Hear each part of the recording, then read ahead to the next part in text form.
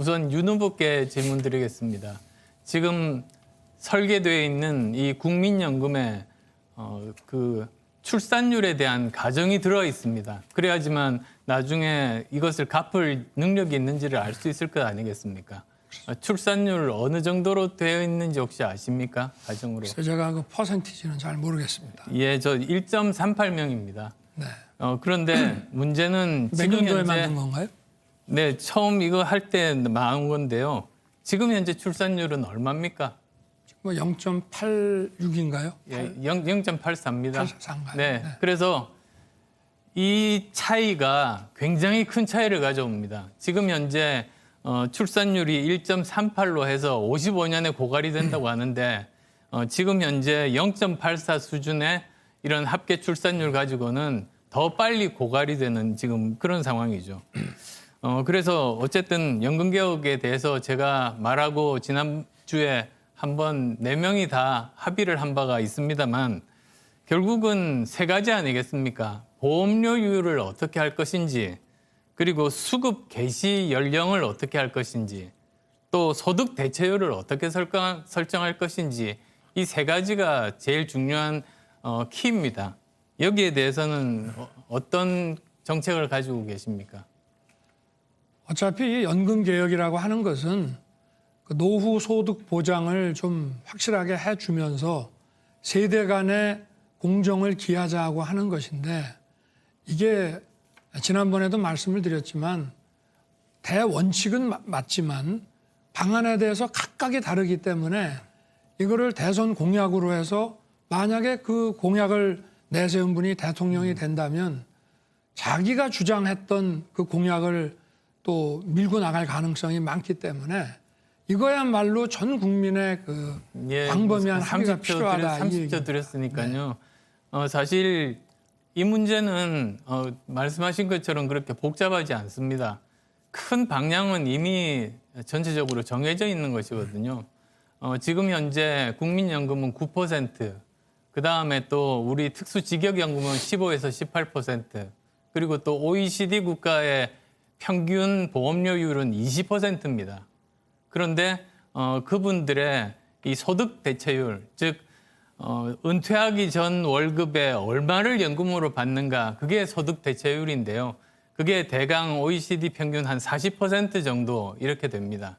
근데 우리는 지금 소득 대체율은 40% 정도로 가고 있으니까 이거는 저는 더 낮추면 안 된다고 생각합니다. 지금도 부족한데 더 낮추면 정말 실효성이 없습니다. 그러면은 남은 것은 우리의 보험료율을 올리는 겁니다. 거기에는 동의하십니까? 뭐 불가피하겠죠, 그게. 네. 그리고 그 수급 개시 연령은 어떻게 생각하십니까? 뭐 어차피 재원이 한정돼 있으면은 수급 개시 연령도 좀 뒤로 갈 수밖에 없지 않겠나 싶은데요. 지금 현재 통계나 여러 가지 자료를 보면 점진적으로 67세 정도부터 수급 개시 연령을 하면 가장 경제적으로 이렇게 건전하게 우리가 관리가 가능하다, 그런 연구 자료도 나와 있다는 말씀 드리고 싶어요. 그럼 또 이제 문제가 됩니다. 지금 현재 국민연금 자체가 국민연금이 빈부격차를 완화시키겠습니까? 증가시키겠습니까? 그래서 저는 오히려 이 국민연금 제도가 빈부격차 해소에 큰 도움은 안 된다라고 생각합니다. 왜 그렇게 생각하십니까? 그러니까 소득이 적은 분들은 아무래도 보험료율이 적고 나중에 받는 것도 적고 이러기 때문에 이것이 연금도 결국은 좋은 직장, 보수가 많은 직장에 가졌던 분들이 계속